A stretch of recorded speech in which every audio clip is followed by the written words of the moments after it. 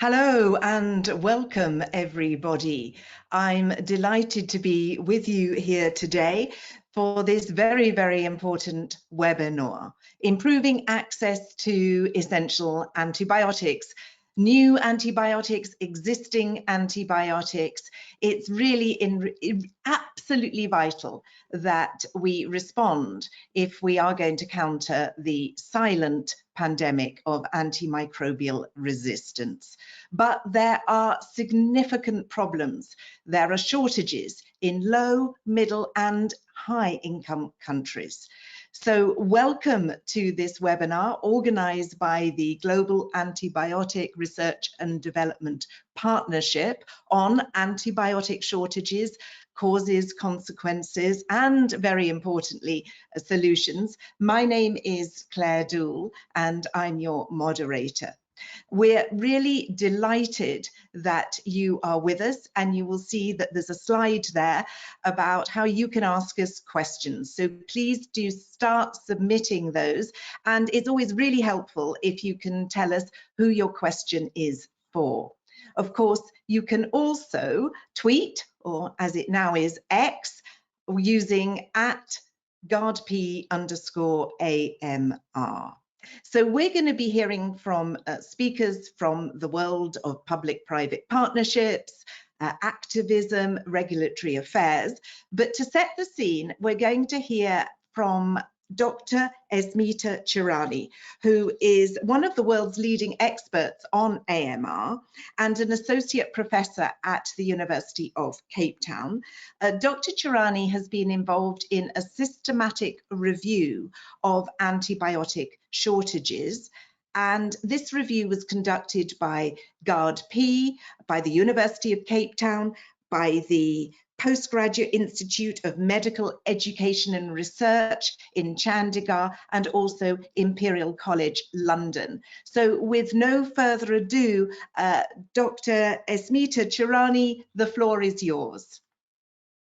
Thank you so much for that introduction, and welcome to all of our audience who are listening online. It's a pleasure to be giving this talk. I have a very short space of time to just give an overview of the impact of antibiotic shortages on antimicrobial resistance through a GARDP funded project that we are delivering to in Cape Town and also in India and the UK, with collaborations in different places around the world as well. So just to bring everybody on the same page around antibiotic, the pathway of antibiotics from R&D through to appropriate use by the end user. There are many issues along this pathway that need to be addressed when it comes to shortages.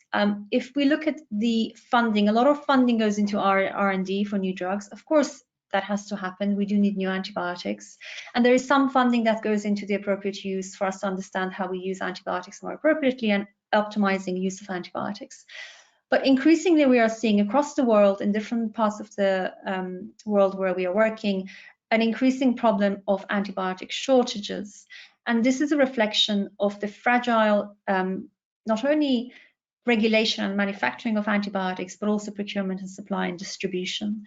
The whole antibiotic development and manufacturing market is shifting very rapidly, and it's very important for us to understand how shortages are impacting not only the supply chain, but also patient outcomes and what it may mean for the development and spread of antimicrobial resistance and stewardship programs. And just to highlight, on the side of this slide, I've put these two photographs. The bottom one I took from a mall in Saigon a few years ago, and it was just a shop that was selling a whole array of antibiotics without prescription.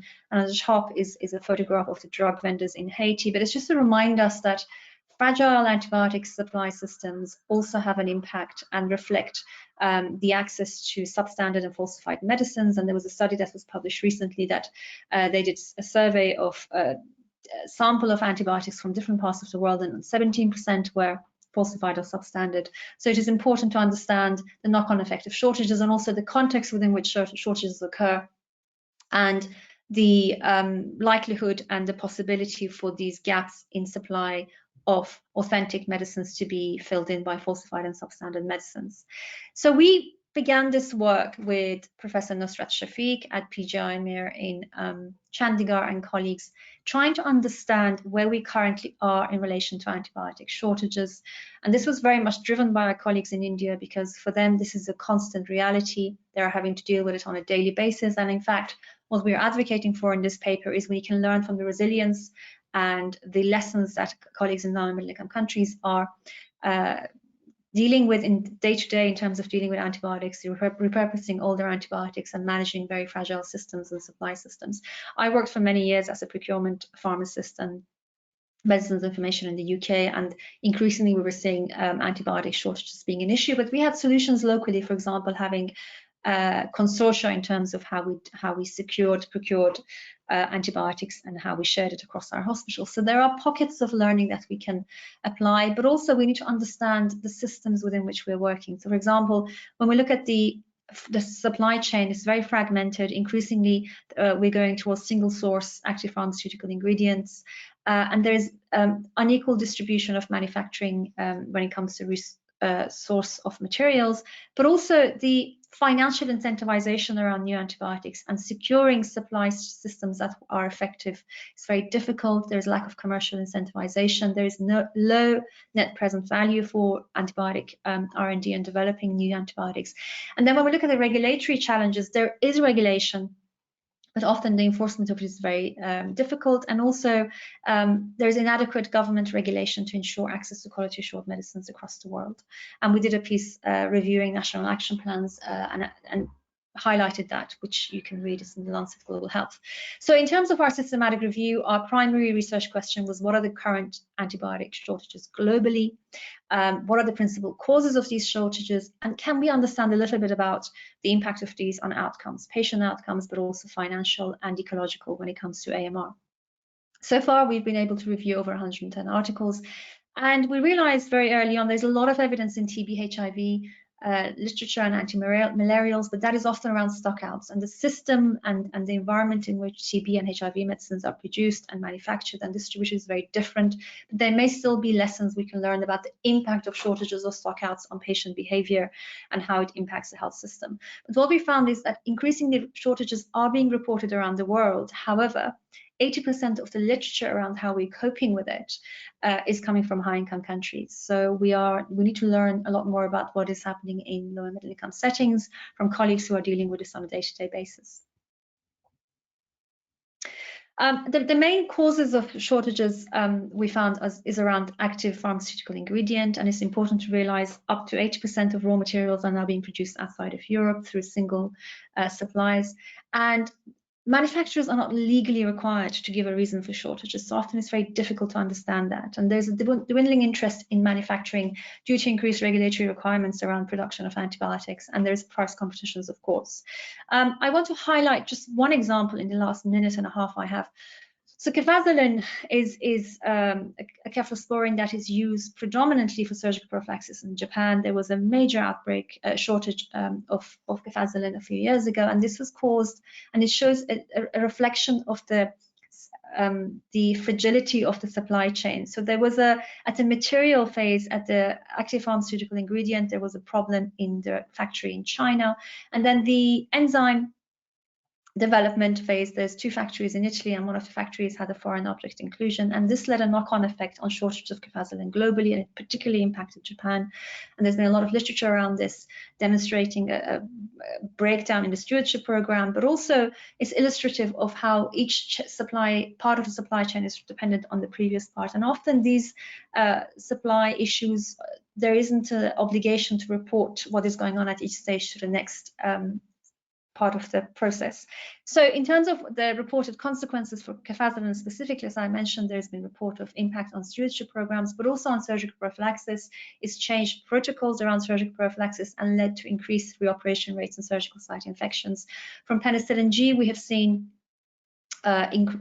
shortages that are constantly happening, continuously happening, in particularly it's affecting USA and Brazil. We've seen increased congenital syphilis and stillbirths, and poor outcomes associated with people from populations who are from socioeconomically deprived areas.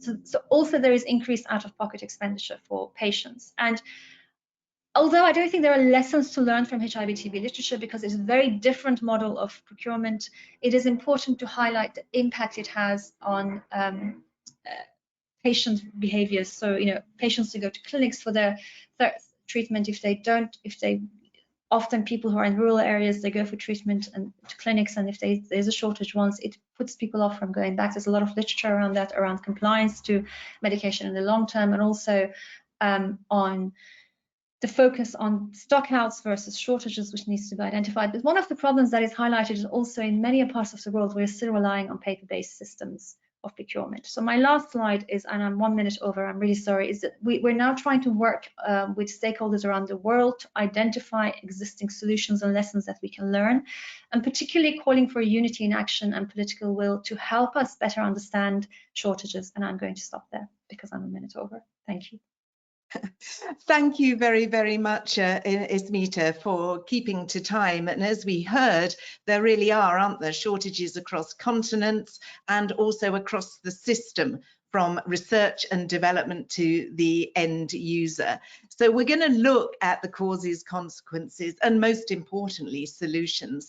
And I would like to introduce our esteemed panelists, Jennifer Cohn, Global Access Director at GARDP, Chaitanya Koduri, Director International Government and Regulatory Engagement at US Pharmacopeia. This is a non-profit dedicated to improving global health through standard setting. And Chaitanya is responsible for all external collaboration with global regulatory authorities. And Kopano Klaas is a senior coordinator at Access to Medicine, a treatment action campaign. Now, this is one of the groups that is known as one of the best activist groups in the world, especially for securing access to HIV treatment. So thank you all for joining us today. A quick question to Kopano. The study involved the University of Cape Town, and I know that your organisation monitors thousands of clinics and hospitals for general medicine shortages. But I'm wondering, Kopano, what can you tell us about antibiotic shortages? What are you seeing on the ground? Good afternoon, Claire. Thanks for the opportunity. So as we know, that treatment action campaign fights for the rights of the unvoiced ones. So what has been happening is that our organization has been monitoring clinics, which is part of our work that we're doing on the ground. And then since the beginning of June towards end of July, we're seeing increased reports of antibiotics medications which are coming through from all our patients who normally use our hotline to report. Even the doctors and the nurses were also sending in reports because of the frustrations that they were getting, that they cannot prescribe medication that they don't have. So it was putting some kind of a frustration to them, and then hence we are getting all these kind of reports. And then I must say that it was alarming, and then that's when we realized that there is a problem actually.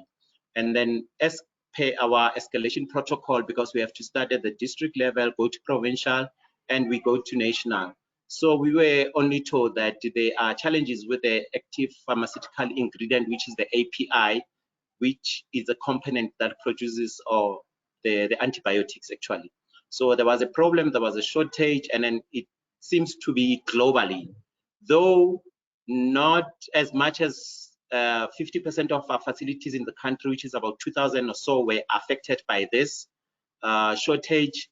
But at least now, our National Department of Health did some interventions to ensure that there is this burden in hospitals and clinics.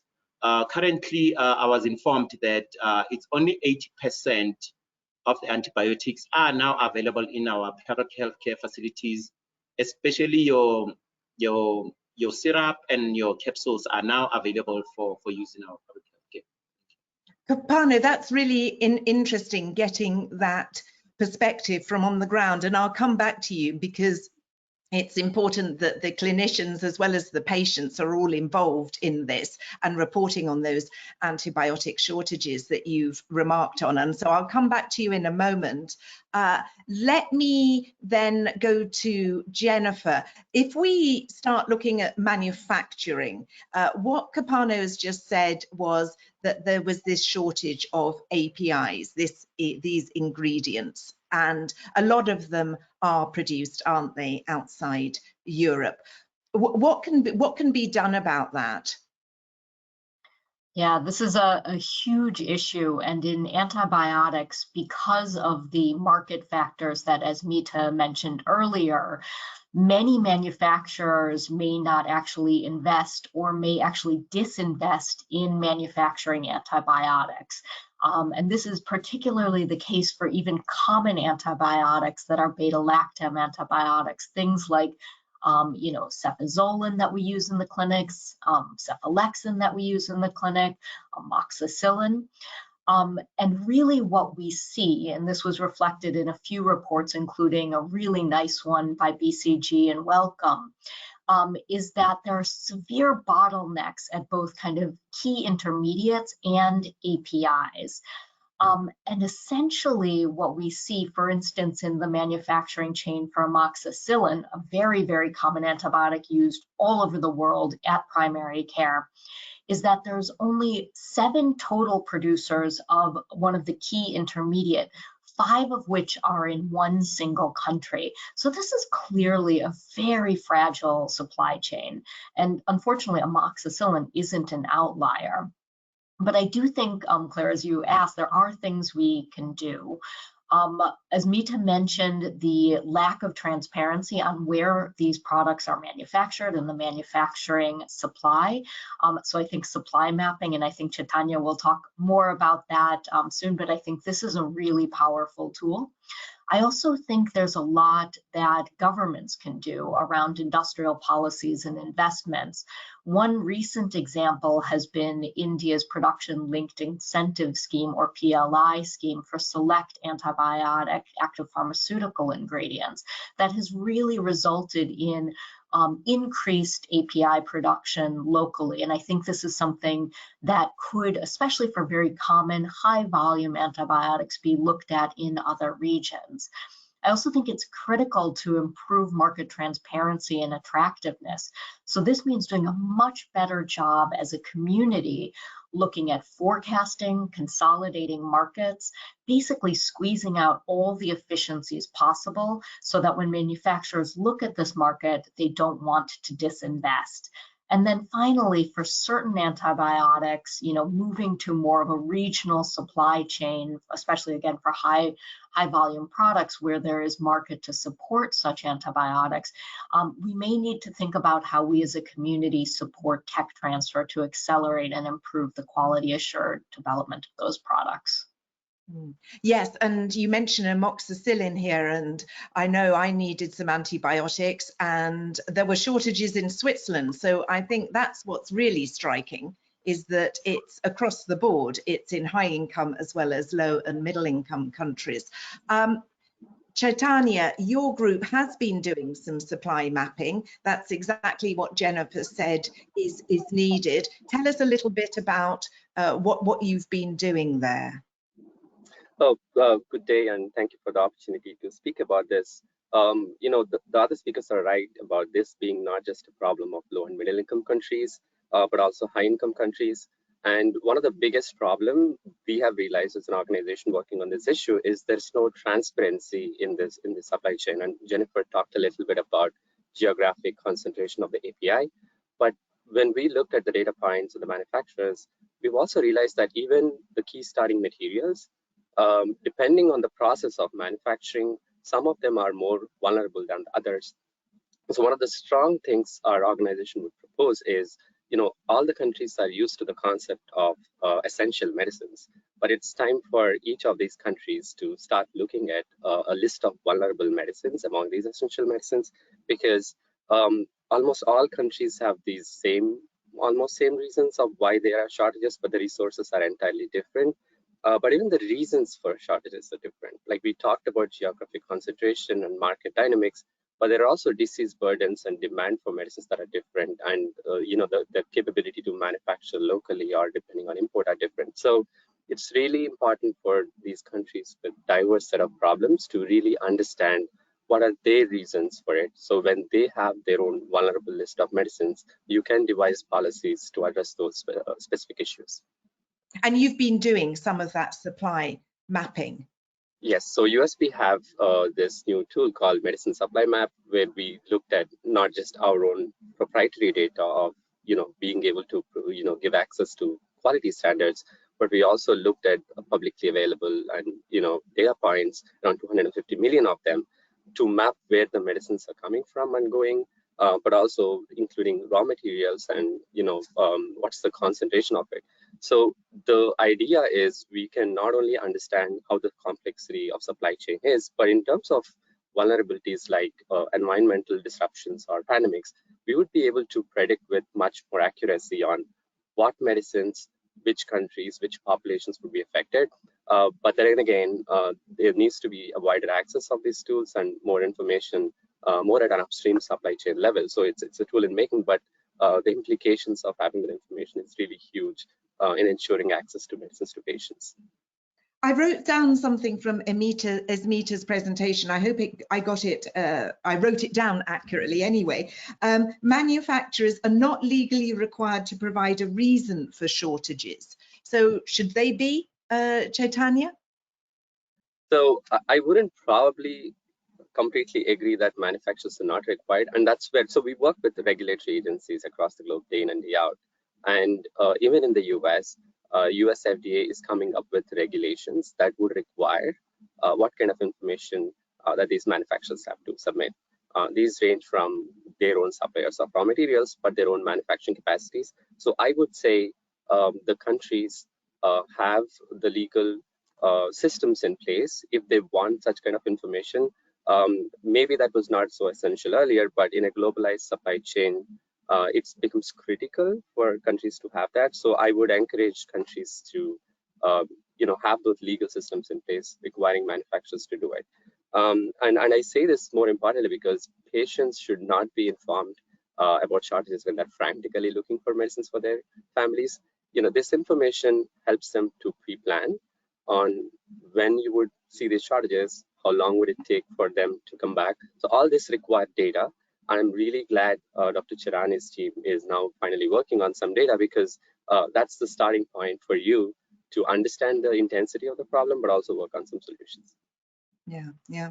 I wanted also to pick up, if we move from manufacturing to regulatory affairs, and Chaitanya, as I introduced you, that you are really all about collaborating with these global regulatory authorities. And in Esmita's presentation, she said there's dwindling interest in manufacturing due to increased regulatory requirements and quality control. So are the regulatory barriers too high here? No, in fact, one of the advantages the countries, high-income countries have is a capable regulatory authority with all the resources. Honestly, that's something the rest of the world has been struggling with, and World Health Organization has this global benchmarking tool in, strengthening that capacity across the globe. So among all the reasons we see, if you see in the US, 60% of the shortages are linked to quality issues. If you don't see in the rest of the world a similar volume of quality issues, it's not that that problem is not there. It's just that the resources to test and understand that is not there. But I would talk about a role of a regulator as an enabler, because there are many issues related to shortages that are being addressed by regulators, from market authorizations to checking their quality to inspections to post-marketing surveillance. So all these functions are very critical of giving access to antibiotics that are of quality. So the way I see it is to reduce the regulatory burden.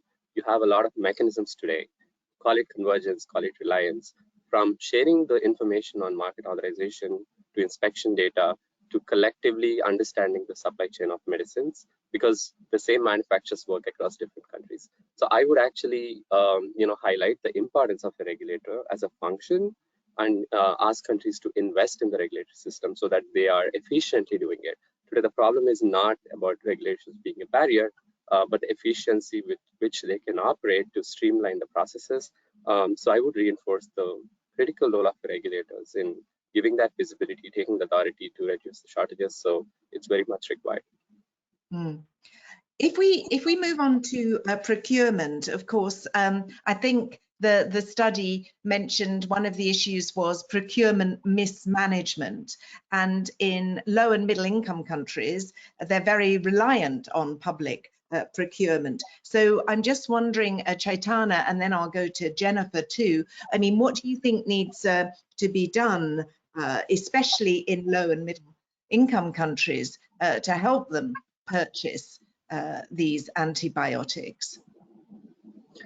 So we work with procurement systems in some of the low middle income countries too, and some countries are fortunate to have autonomous procurement systems who are capable of estimating the demand but also ensuring the quality of their suppliers. But a lot of countries where you don't have procurement systems, World Health Organization and other organizations are trying to work towards pooled procurement. Whether it's the country's national regulatory systems that handle the manufacturing and procurement, or if it's the independent procurement systems they do, the principles remain the same. There are a few manufacturers and there are issues of geographical concentration. If irrespective of who that system is, if you are able to credibly understand what's the medicine requirement for your population, do some work to figure out that vulnerable list and try to address that, that should still be okay. Particularly the quality. As a quality organization, it's an organization that makes quality standards. Each antibiotic is different and manufacturing process is different, and the risks associated with how the antibiotics are traveling to your country is different. And these nuances needs to be understood for the particular country context, and then the investment of resources. Today we have the knowledge, but the resources is a bigger problem. And we should take advantage of the vast amount of money that's coming in for antimicrobial resistance, because quality issues directly, the link of quality to how it contributes to AMR itself is complex, and we are investing a lot to study on it. But the risk is real, that if you have poor quality antibiotics in the market, they're not only not treating your diseases, but they're increasing the risk of resistance. So that part of, should also be investigated and invested. Yes, absolutely. And Esmita mentioned that, didn't she? This issue of substandard and falsified medicines, which are going to make people potentially sicker, but also increase the possibility of resistance. Absolutely. Jennifer, on procurement, you're involved with Secure. Now, it's an initiative with WHO to improve access to antibiotics. So where are the problems with the shortages? Is it patent, non-patent, pediatric? Where is it? And in terms of procurement, where do you see some of the solutions in helping, in particular, the low and middle income countries? Thanks. I think Secure as an initiative between the World Health Organization and GARDP is hopefully in a good place to work very closely with regional and national partners on both identifying where some of the key problems are that may lead to shortages, but also trying to address them. So I would say a few things. One is around information and transparency. So again, if we don't have clear guidelines, consolidated guidelines, kind of like optimized formularies, it's going to be extremely hard to forecast, and that's going to lead to market fragmentation and just perpetuate some of these issues with shortages. So I think improving the kind of clear guidance, consolidating markets, and improving forecasting is one intervention we can take. I think there's also a question of coordination. So particularly for at-risk products like Chaitanya mentioned, really getting major procurers together with major suppliers to discuss what they're seeing in terms of potential forecasts, to discuss if there's any potential upcoming supply risks that the suppliers say, and really making sure we're planning together in the long term, again, to reduce risk and improve efficiency. I also think there's actually quite a lot that can be done on the regulatory side. In some ways, regulatory bodies can really play a linchpin role. And in this way, we've been working with both the UNDP as well as the WHO regulatory system strengthening, and also with a lot of advice and guidance from USP around what can regulatory bodies do, both in terms of what they require from market authorization holders to alert to potential shortages, for market authorization holders to have shortage mitigation plans, to do that, provide that supplier mapping, or even potentially to require that for critical medicines, local stockpiles of these medicines are held. Regulators can also play a coordination role, and they also in some ways hold the key to pivoting to other suppliers when there's a shortage from one given supplier. Yes, and I'd very much like to encourage questions from our audience, perhaps on regulatory issues. Jen, I was just going to ask you about, you saying it's about everybody working together. Are you thinking then of some sort of pooled procurement mechanism?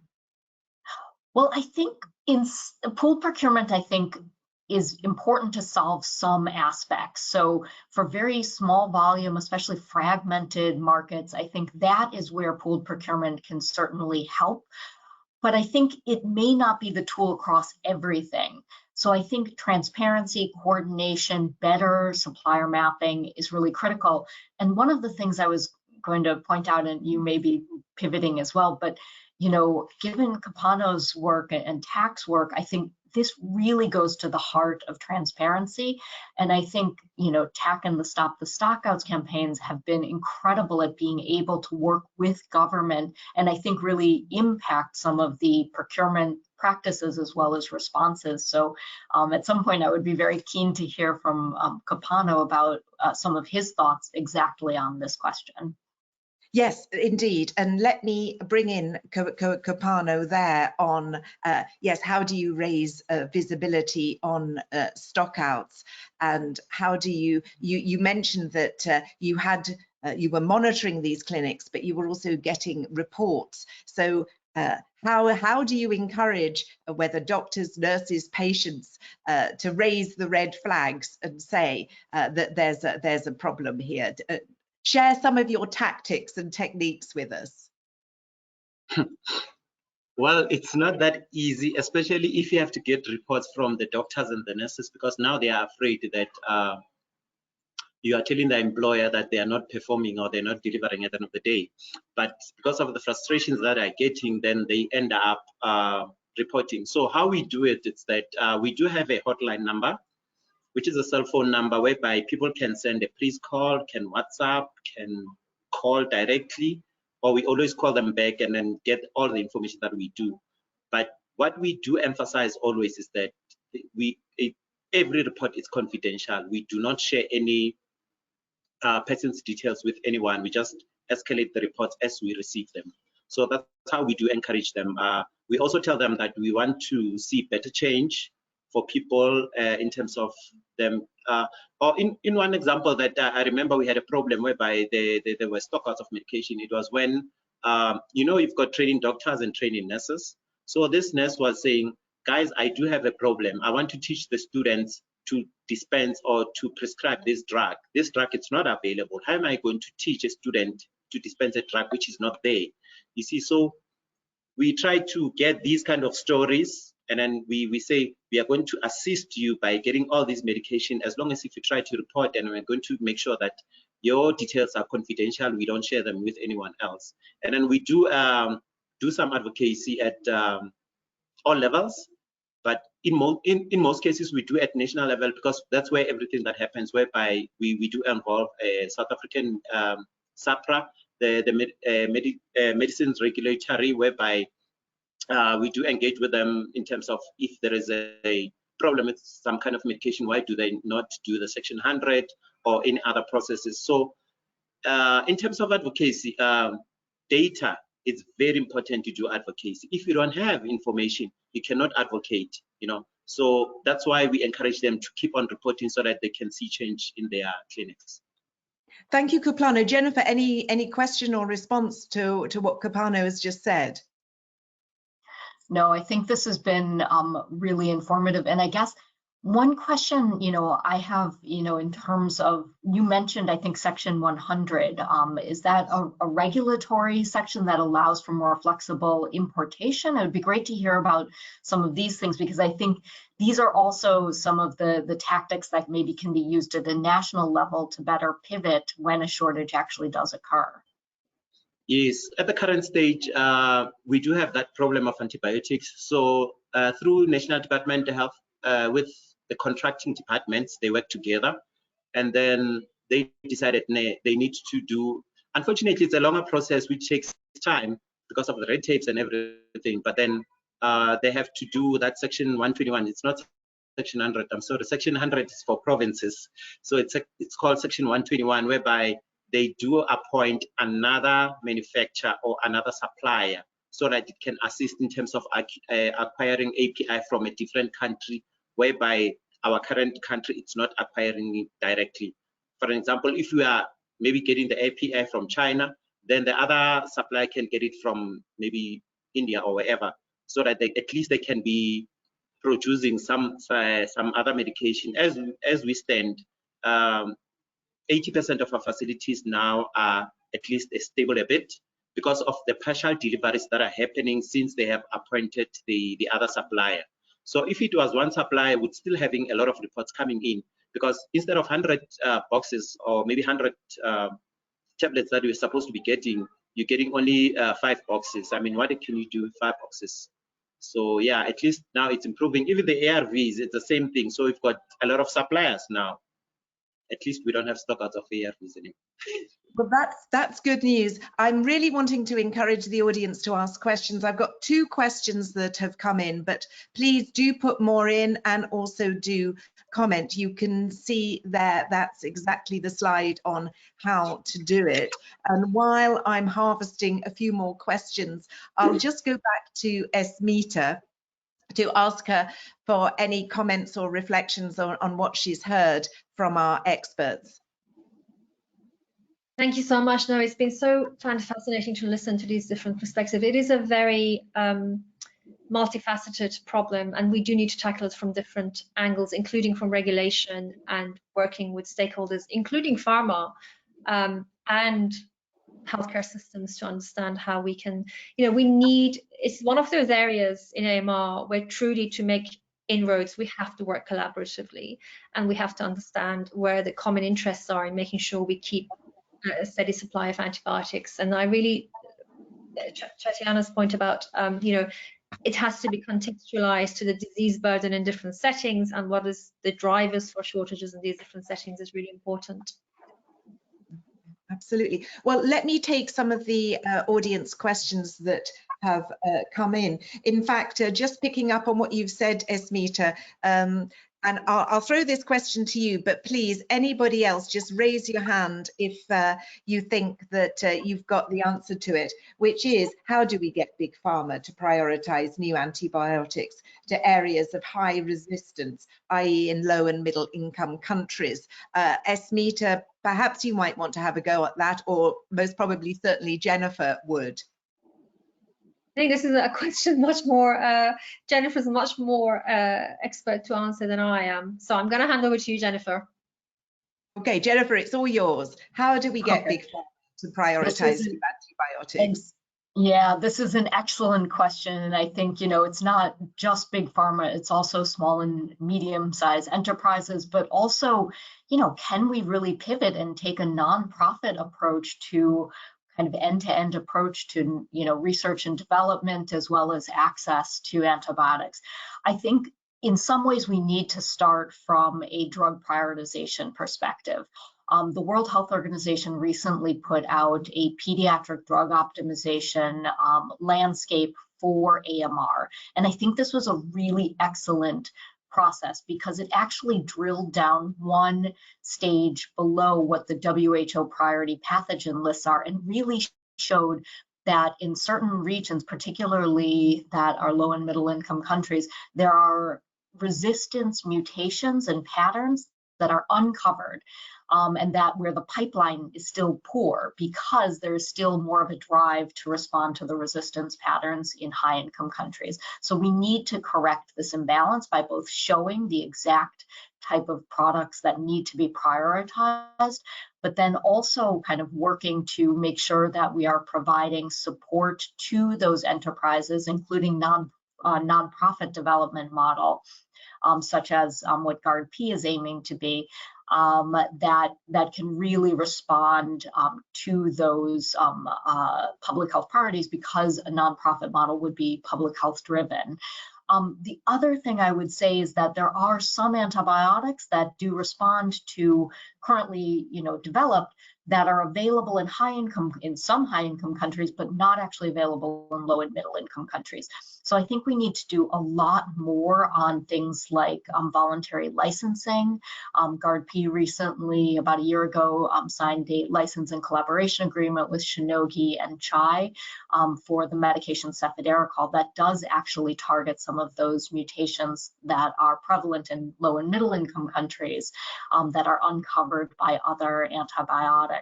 And so I think, doing innovative work like that, and then making sure we can get the products manufactured and quality assured, but also delivered consistently, is another thing that I think we need to work on. And there, I think, especially for drug-resistant infections where the market might be smaller, things like pooled procurement, either on a regional level or an internet or a multi-regional level, could be extremely interesting. Jennifer, there is a question here, which is most probably for you. What is your view on the pull incentive scheme initiative from the UK? Now, you might just have to briefly explain this pull incentive scheme to our audience, but what's your view on it? Absolutely. So the UK has recently launched a very interesting scheme. They're calling it the Netflix model for antibiotics. And essentially, it is a subscription model where a set price is provided, and this price is based on a rather sophisticated assessment of a given antibiotic's value. And that amount of money both is paid to a pharma company, basically to provide antibiotics as much as is needed, but also can provide an incentive because it is value-based, and also it's kind of an upfront payment, so there's less risk and uncertainty. And antibiotics like cefiderocol, a couple antibiotics were included in that pilot. They are moving on with that pilot and kind of trying to expand at this point. So that's a little bit about the pilot. I do think that this is an interesting model. Honestly, I think there are a number of different models for incentivizing drug development. This is one of them. I'm not sure if we've hit the silver bullet yet, and there likely needs to be a multitude of different practices to really make sure we have a sustainable and appropriate pipeline of antibiotics. I do think any incentive does need to be tied both to global needs, because bacteria know no national boundaries and they will cross. So we need to make sure we're developing antibiotics that can address all countries' needs. So any incentive really should be tied to that, but also any incentive should be tied to appropriate access provisions, because what we don't necessarily want is for antibiotics to be incentivized to be developed, only to not actually get to the patients who need them most. Let me throw a question, Chaitanya, which may be one for you. We're getting a lot of questions in, so I'm going to try and get through as many as possible. India is a major exporter of antibiotics, antiretroviral and tuberculosis drugs globally. How do issues related to the quality of these medicines from India impact the global challenge of AMR? And are there any international efforts to address this? So there are many aspects to this question. It's an important question on quality, but then again, for some of the diseases like tuberculosis, there are global organizations with sophisticated quality assurance systems who are helping in the procurement. And then again, over the years, there is a transition between countries handling it on their own to these organizations. And I think there is a concentrated effort in ensuring that all the countries who are receiving medicines from India or any other country have access to quality assurance systems. So, you know, India would do a lot at the stage of manufacturing, but then again, when you supply them to a whole other country who's importing them, there needs to be systems in place, even in the importing country, on how they test. And, you know, that's the best way of having it. But there are also a lot of other antibiotics, you know, used for other diseases that are also coming from the same source. And sometimes there is a lot of focus on the end product testing, but we have seen in many pharmaceutical cases that the raw materials and the quality and the impurities present in them also play a significant role in the overall quality of the medicine. So a lot has to be done in ensuring that the raw materials that are being supplied to India, to those manufacturers, are also are of quality. So it's clearly a complicated, you know, supply chain that needs to be looked at, and quality cannot be just at the manufacturing stage, but also be looked at both raw materials, but also after the medicine is reached, because a lot can happen in the storage and distribution too.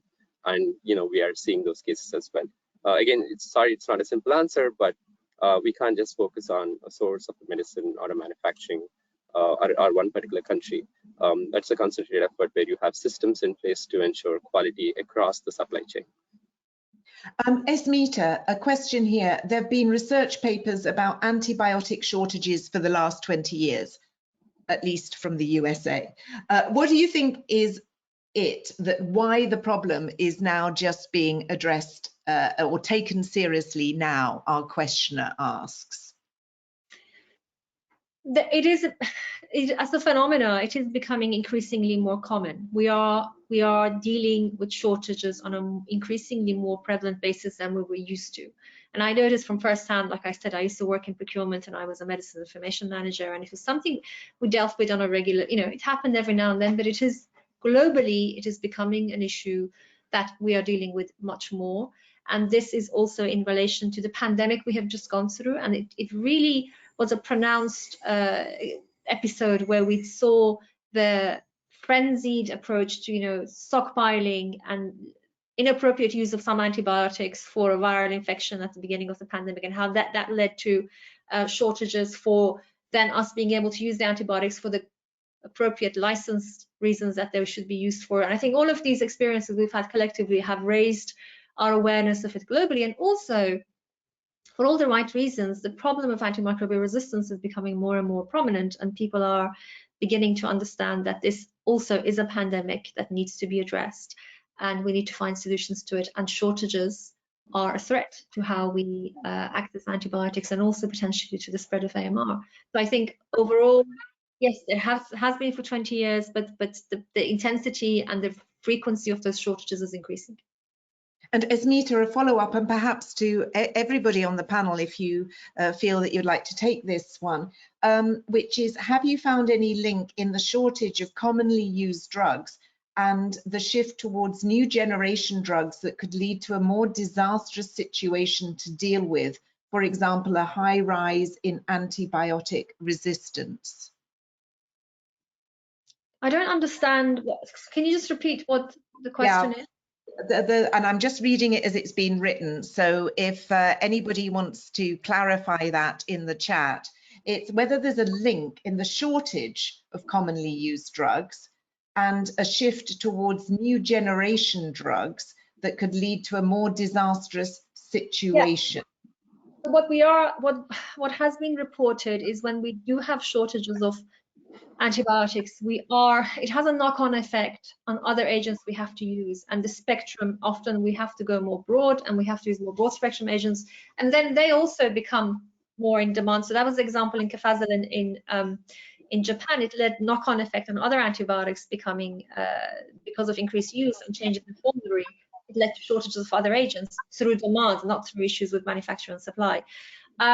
And so this is an area that we haven't studied, and this was what I was saying in my talk. The ecological impact of shortages has not been studied. We have not studied the impact of us changing our formularies and policies at a national level when we have such shortages. So the key one I remember is piperacillin tazobactam, when we all ended up using meropenem, which is of course more broad spectrum. And the consequences of it haven't been studied in detail, but it is important for us to be aware of it and to study. I think the other thing we need to do is in real time collect data when we do go through episodes of shortage, to have access to rapid funding to be able to do research to see what the consequences of it are. An example is what we went through in the UK last winter with the strep infections and the penicillin shortages we had. And the consequences of that, and that led to death of many children because of the strep outbreak. And in the community there were huge issues in terms of access to the antibiotic, but also manufacturers increased their price, and then azithromycin was being prescribed as an alternative, and the knock-on effects of that. So we need to have agility to be able to study the impact of this in real time, and we haven't done that. Yeah. And Jennifer, so any thoughts on that? That's another study for GARDP to work with the University of Cape Town and Imperial College and everybody else, perhaps. So, I mean, what I would say is actually we need more research coming out from local researchers, especially in low and middle income countries. I think what Esmita said earlier, there is much more documentation of what happens in the US in particular, but also other high income countries. And we need much better information from kind of local experts and researchers documenting what's happening in other contexts as well. So it's more a call to hopefully other folks who are on this webinar. Yeah. Jen, there's a question here, and perhaps also for Kopano too, for putting some pressure on governments. How should we encourage other governments in LMICs to deviate from their usual procurement practices and adopt innovative procurement models such as the Netflix model that you were mentioning earlier, this pull incentive in the UK? Jennifer, any thoughts on how to encourage governments? I mean, I think, for me, the Netflix model is very much an incentive for development. I do think that there are other innovative models, such as actually the Sweden model, which is a revenue guarantee that's much more focused not necessarily on providing additional funding for incentivizing development, but actually just to ensure that a product is registered and is available. So to me, I think that that could be very interesting, and that could be done either at a governmental level or potentially if a number of governments are doing a pooled procurement, such as, for instance, the PAHO Strategic Fund, potentially that revenue guarantee could be applied at that more pooled level, which I think could be interesting, and that would decrease the risk of each individual country. I also think that, and I think Chaitanya mentioned earlier, identifying critical antibiotics, and this is something that's being done at the EU level, where critical antibiotics are identified and a stockpile is developed for those to last 2-3 months, hopefully to allow some lead time to flex to another manufacturer, or just to allow for the manufacturing bottleneck to resolve itself. So these are some of the things that I think can be governments can invest in and potentially, do pilots in. It's not to say we need to wholesale shift a procurement model, but we need to test out some different interventions and see what works. And Kopano, I think the questioner is just wondering, given treatment action campaigns' great track record on campaigning, do you have any leverage on trying to encourage governments to deviate from their usual procurement policies? Is this something that you advocate for or not? I don't know what to start. But then, in South Africa, we do things a bit differently. I'm not sure in other countries, but here in South Africa, we've got a separate department that deals with contracting, and then procurement, it's done at another certain level or in provinces. as well as it also depends on the type of medication that is being procured.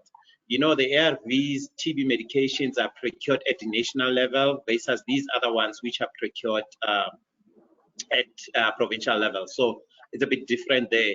And then as well as I think political interference as well plays a huge role in all of this. And maybe if we could get our politicians to understand how these things do affect people's life at the end of the day, maybe it would be better. But I'm not at that level whereby I know all about the policies and everything about procurement at government. Yeah.